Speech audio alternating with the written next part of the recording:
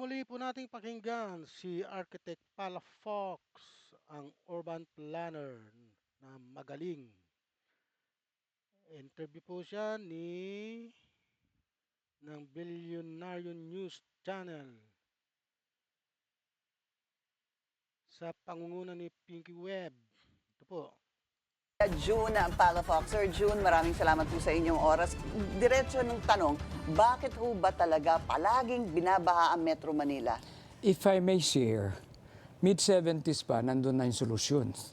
After the big floods of, I think, 1970-73. So there was a project called Metro Plan Manila. In Manila Bay Region Strategic Plan, Metro Plan Manila funded by the World Bank. I was a team leader and senior planner, project officer for the UNDP-funded Manila Bay Region Strategic Plan.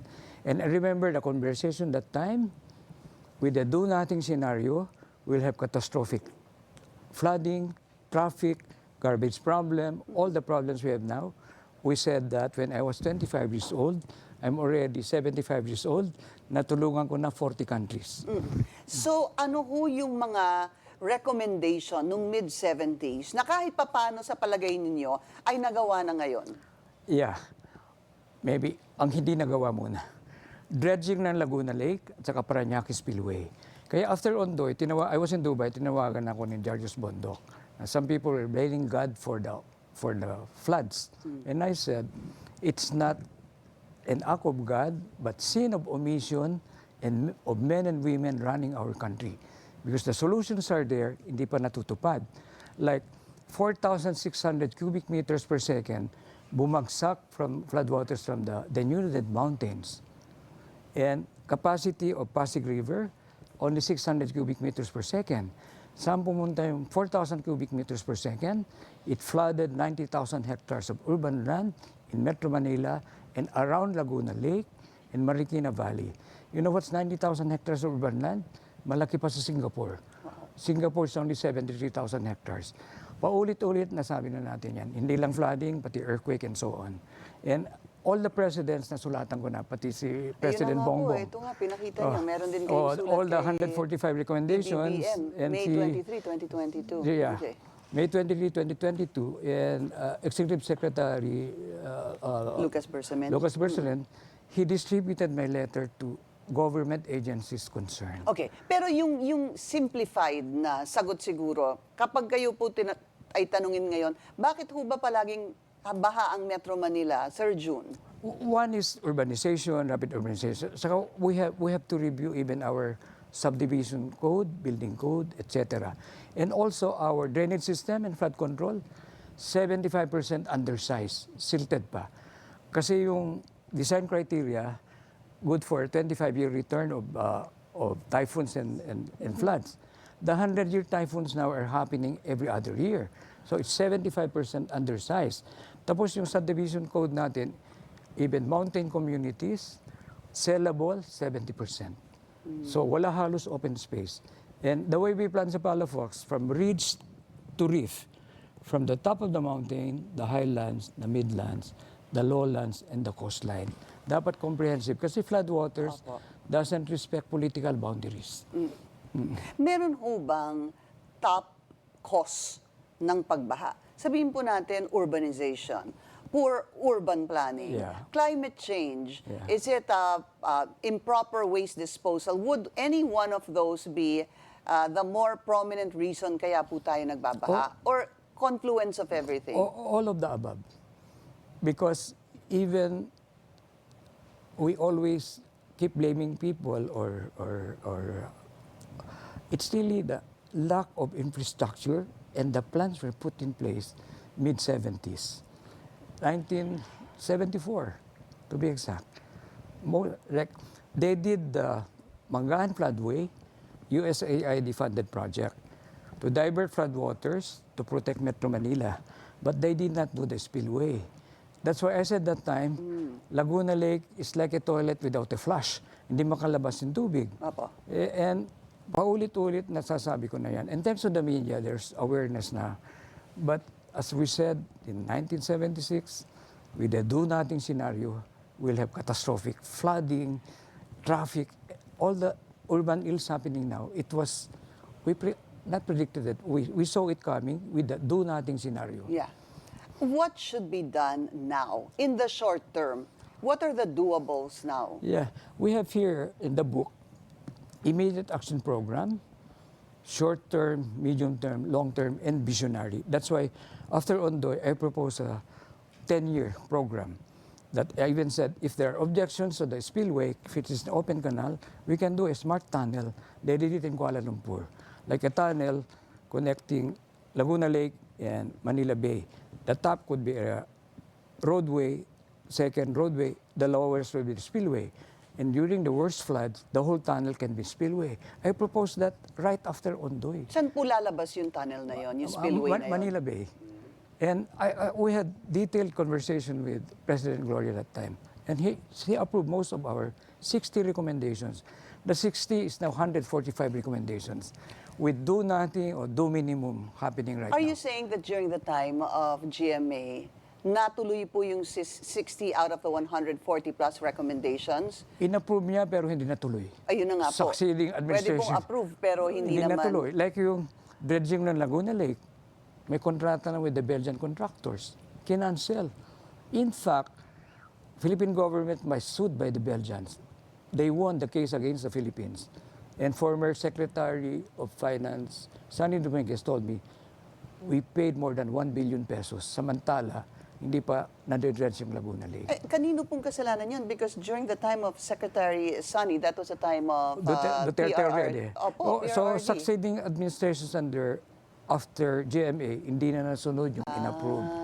Hindi na So nasunod. nagkakaproblema din po tayo, Sir June, dahil sa pagpalit ng administrasyon. For example, are there recommendations? Ano ho ba ang short term? Ang short term ho ba kaya ng 4 na taon? Kasi by the time po gawin nila yon, nasa mid-year Kaya na po. siguro sila doon ng kanilang first termino. 100 days starting today. The best time to have done here, this was mid-70s. Maybe second best time was Ondoy. Maybe this is the third best time. Even the president talked about the spillway in his campaign. The spillway, and he even quoted me. Okay. That the spillway is needed, whether spillway or smart tunnel, it should be done now. You know, what I don't understand is that there seems to be billions of pesos budgeted for flood control projects. Taon-taon na lang po, bilyong-bilyong piso yon. Are they not being utilized properly? Is it just really going to the wrong hands? Is there so much corruption? Ganun ho ba yun? How would you would be able to explain that? Because siguro po, you would know the numbers. Do you question where the money goes?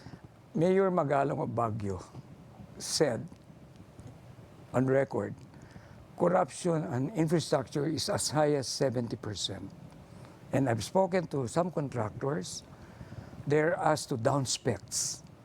So let's say you give 40% to the corrupt bureaucrat or politician. Marami talagang Where did you sa reduce the Pilipinas. 40% from the specifications? Special flood control and so on. And all our infrastructure.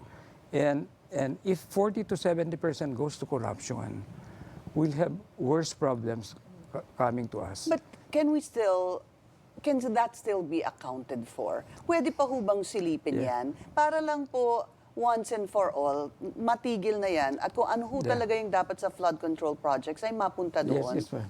In fact, when I wrote this book, Towards Resilient Cities and Communities, which I got the Best Author Award, it's 90% less expensive to address the hazards before they become disasters, aside from saving human lives, buildings, infrastructure, and agriculture. And I asked, how come walang pork barrel sa prevention? And sinagot sa akin, Palafox, you were not born yesterday. State of calamity, wala nang bidding-bidding. Mas malaking kikitain sa rehabilitation. And you might want to fact-check that one because that was the answer given to me. Maybe it's time that somebody really looked into the projects that were undertaken, how much was allotted, and siguro really get experts if the specifications were actually completed as planned. Yes, ma'am. Including the bidding process, the building permits and all of that. I think it should be very transparent. Even the bidding process, maybe it should be televised. Right. And we should know who are winning the bids. There were And many, how much that bid yes, ma'am. was, yeah. There are many instances that we were 15 million pesos lower and we did not qualify. Okay. Yeah. What about reclamation? Are there good reclamations, Sir June, and are there bad reclamations? Or are reclamations in general just not good? You know, 1976, the Metro Plan, we commented no further reclamation until a comprehensive study of Manila Bay is done. So 1975-76. Then when I was named hired to help plan Dubai, one of my projects was reclamation. If you do it right, proper planning, proper engineering, and so on, it's good. That's why I beg off from doing reclamation project in Manila Bay, accepted only one because it's not reclamation, it's land recovery. Yung largest airport by San Miguel Corporation. Accepted that because due diligence was done, it's not reclamation, those are titled fish ponds. And So we're talking about Bulacan. yeah, Okay. so it's land recovery, it's not land reclamation. Then around Laguna Lake used to be maybe 70,000 or 60,000 hectares. Because of siltation, it flooded the surrounding. So you can do just like we did for Dubai Creek. We narrowed down Dubai Creek. We made it navigable. And the land recovery, I called it, not reclamation. We created very beautiful waterfront development. And many countries now doing reclamation to because we are, I think 70% of our community cities are coastline. So some countries now with a high sea level rise are doing reclamation to replace the lost one. But they do it very well. Okay, okay. The impact on Okay. flooding and so on, and also to as wave breakers. With the big wave, tsunami, they should break it and All right. protect the mainland. So if done properly, engineered properly, planned properly, implement properly, It's okay. I'm okay with reclamation. Just a quick question, just a follow-up. What about the Dolomite Beach? Dolomite, in fact, conceptually it's good, but because there are no open spaces like in Tondo, you see the people going there, poor people, but I don't, it may not have been done right. I don't know if they did coastal engineering and the impact of when you reclaim attached to the mainland, you increase the watershed. That's why reclamations like in Dubai are islands. So the reclamation attached to the mainland, it's a big concern. And all this reclamation, we should allow the fisher folks to navigate around and also consider the All right. cruise ships in the future. How will they navigate Puerto Manila?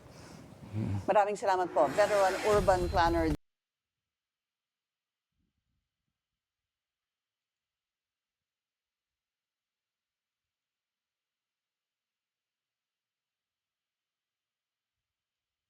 Ano po ang inyong comment?